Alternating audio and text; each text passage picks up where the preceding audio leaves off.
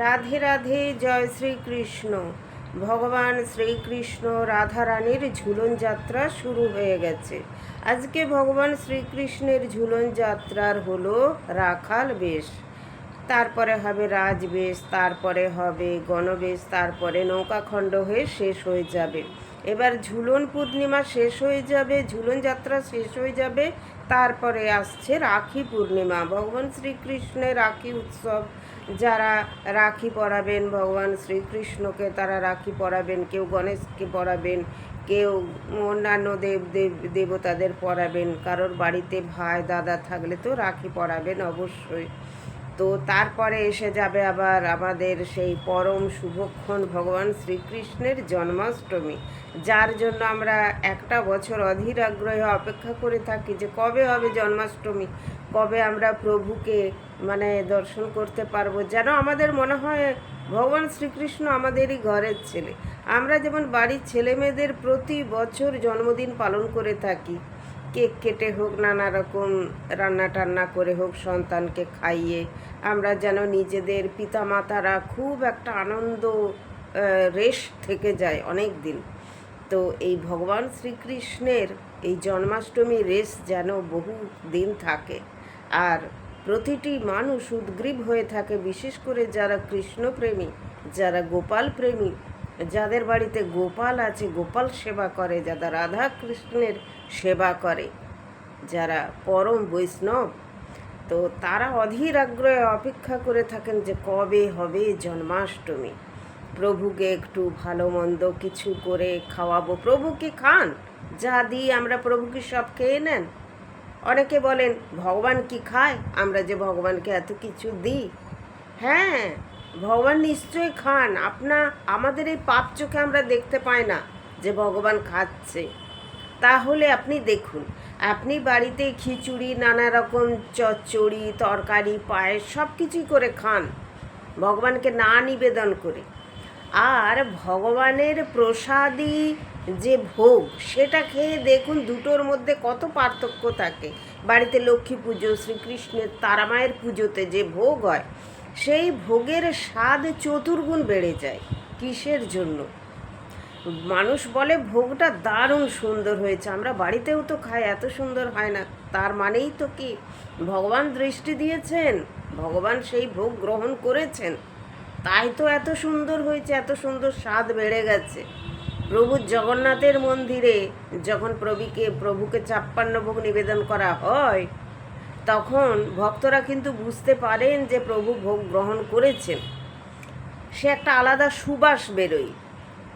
আর যদি প্রভু ওই 56 ভোগ গ্রহণ না করেন, তাহলে বোঝা যায় তিনি ভোগ গ্রহণ করেননি। সে ভোগের আলাদা একটা টেস্ট হয়, আলাদা একটা অনুভূতি হয়, একটা ঘ্রাণ বেরোয়।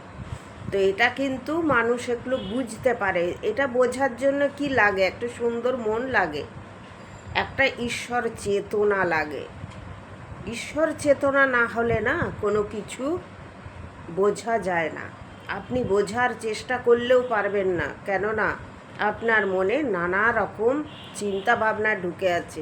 ঈশ্বরের চিন্তা আপনি কখন করবেন? আপনার মাথায় তো নানা রকম চিন্তা ঘুরপাক খাচ্ছে। এখানে টাকাটা কী করে বাড়বে, ওখানে টাকাটা পেলাম না, কিছু হলো না, এখানে একে জিনিস দিলাম, ও আমায় দিল না ঘুরে, এই যে জিনিসগুলো কিছু দিলাম কিছু পেলাম না, দেওয়া নেওয়া এসব হিসেব করে কোনো লাভ নেই। ভগবান শ্রীকৃষ্ণ কুরুক্ষেত্রের যুদ্ধে যখন অর্জুন সমস্ত ফেলে দিয়েছে, তীর ধনুক ফেলে দিয়ে, আর মুমূর্ষু রোগীর মতো হয়ে গেছেন, তিনি দুঃখ করছেন যে মাধব, আমি এই যুদ্ধ করতে পারবো না। ভগবান শ্রীকৃষ্ণ বললেন, কেন তুমি পারবে না মাধব যুদ্ধ করতে? তখন অর্জুন বললেন, মাধব, আমার চারিদিকে দেখো শুধু আত্মীয় স্বজন, আমি কি করে তাদের হত্যাকারী হতে পারবো? আমার গুরুদেব আছেন, আমার জাতত ভাইরা আছেন, আমি তো এদের হত্যার ভার নিতে পারবো না। তখন ভগবান শ্রীকৃষ্ণ বললেন, শোনো অর্জুন, শোনো পার্থ, যা জন্মায় তা আবার বিলীন হয়ে যায়। তুমি যে কোনো একটা জিনিস তৈরি করো, সেই জিনিস কিন্তু একদিন না একদিন ধ্বংস হয়ে যাবে, তাই না? মানুষ জন্মাচ্ছে আবার মারাও যাচ্ছে। একটি পশু, একটি জীবজন্তু জন্মালো, আবার সে মারাও গেল, আবার নতুন কেউ জন্ম নিল। কেউ চিরদিন অমর হয়ে থাকবে না। হ্যাঁ, এটা তুমি ভাবছো যে আমার হাত দিয়ে কোনো ক্ষতি হবে, অন্য কোনো না কোনোভাবে তো ক্ষতি হতেই পারে, তাই না? এগুলো ভেবে কোনো লাভ নেই। এইটা বরং তুমি ভাবো যে আমি যে কর্মটা করতে এসেছি সে কর্মটা যেন নিষ্ঠাভাবে করতে পারি, ভক্তিভাবে করতে পারি, অধ্যবসায় দিয়ে করতে পারি। সে কাজের প্রতি সেই দক্ষতা দেখাতে হবে, কাজের প্রতি নিষ্ঠা দেখাতে হবে। বাড়ির একটা গৃহিণী, তার বাড়ির স্বামী বাইরে বেরিয়ে যায় কাজ করতে, সে কিন্তু নিষ্ঠাভাবে কাজ করে, তার সংসার চালাতে হবে। এদিকে বাড়ির গৃহিণী কি করে? ভোরবেলা উঠে স্বামীর অফিসে যা রান্নাবান্না তৈরি করে দেয়, চলে যাওয়ার পর তার জামা কাপড় কেচে দেয়, তার ছেলে মেয়ে স্কুল গেলে কলেজ গেলে তাদের রান্না টিফিন সব ধরে দেয়। তারপরে অবসর সময় পেলে সে নিজে কিছু করার চেষ্টা করে। সে সারাদিন কিন্তু কাজই করে যায়, তার ফাঁকেও সে নিজে কিছু করার চেষ্টা করে। তার মানে কি? সে তো একটা নিষ্ঠাভাবে কাজ করছে। যে কোনো কাজ হোক, সংসারের হোক, অফিসের হোক, বাইরের হোক, যুদ্ধের, তুমি যুদ্ধক্ষেত্রে দাঁড়িয়ে আছো মানে তোমাকে এটা কর্মক্ষেত্র। তো কর্মক্ষেত্রে দাঁড়িয়ে কর্মের কথা চিন্তা করতে হবে, ফলাফলের কথা চিন্তা করে কোনো লাভ নেই। আমরা যেহেতু কর্ম করতে এসেছি তাই আমাদের কর্মের দিকেই অ্যাটেনশনটা দিতে হবে, ভাবতে হবে যে আমাদের কর্মটা যেন খুব সুন্দর হয়। ফল ওপরওয়ালা দেবেন, ভগবান দেবেন, তাই না? তো আমাদের ফলের দিকে আশা করলে চলবে না, কর্মই করে যেতে হবে। তো এই যে পরপর পুজো আসছে, আপনারা বাড়িতে কে কীভাবে পুজো করবেন সেগুলো কিন্তু একটু মন দিয়ে পুজোটা করবেন। আর ভগবানকে যতটুকু যা দেবেন নিষ্ঠাভাবে দেবেন, যার যেমন ক্ষমতা সেভাবেই দেবেন, তার বেশি কিছু না। ভগবান একটা জিনিসই বলেছেন যে তিনি কিছুই চান না, তিনি নানা রকমের ফল মিষ্টান্ন, নানা রকমের ভোগ রাগ এসব যদি কেউ নাও দিতে পারে, একটু তুলসী পাতা একটু জল দেয় তাতেই তিনি সন্তুষ্ট।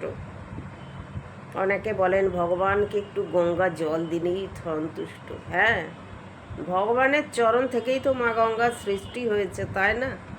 ভগবানকে আমরা কি দেব? সবই তো তার থেকে আমরা পেয়েছি, তাকে দেবার আমাদের কিছু নেই। একটা জিনিস আছে, কি বলুন তো?